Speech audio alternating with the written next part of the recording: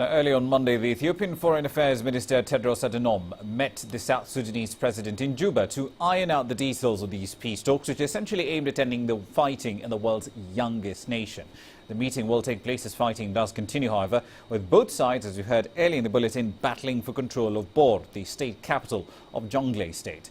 The international community and both regional powers have pushed both sides to end the fighting, in which at least an estimated 1,000 people have been killed, while trimming South Sudan's oil output by about 50,000 barrels a day and raising fears of a full-blown civil war.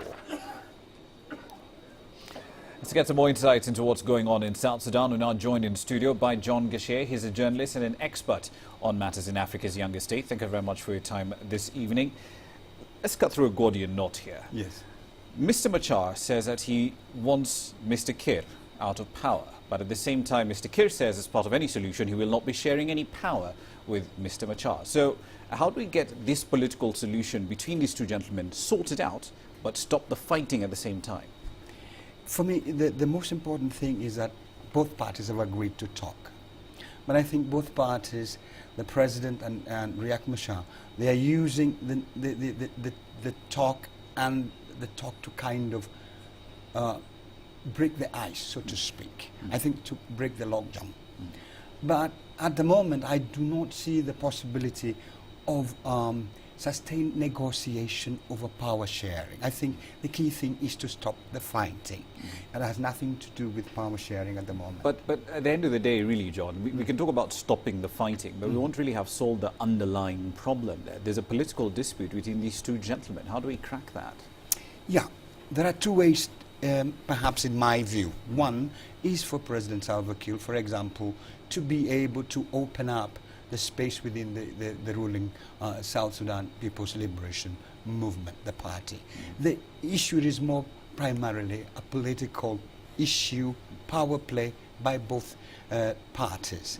Now, legally, the president, Salva Kiir, is in power constitutionally and as per the Sudanese peace agreement and also the elections. Yeah.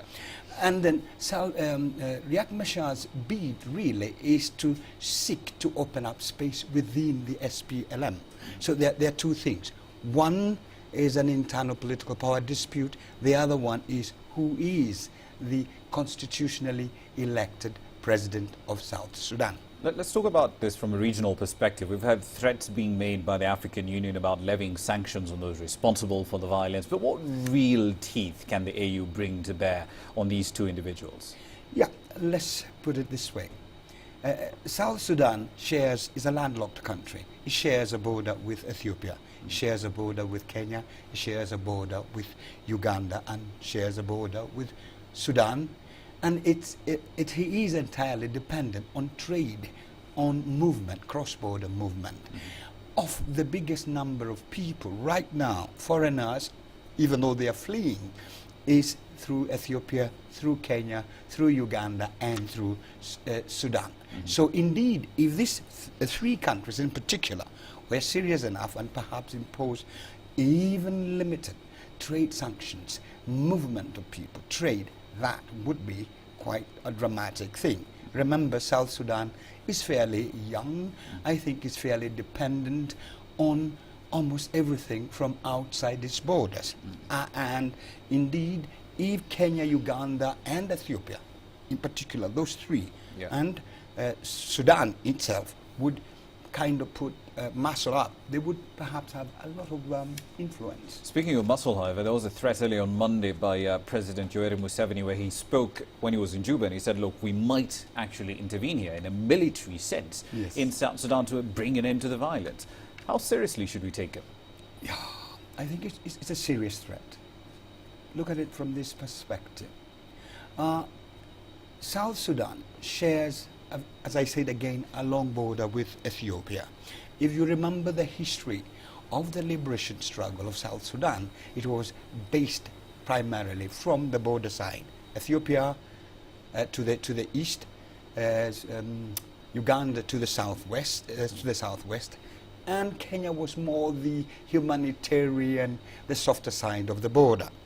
Uganda has had persistently and for a long time been involved militarily in the South Sudanese civil war. Remember, they have had Joseph Kony, who was, until very recently, based in South Sudan, then part of Sudan.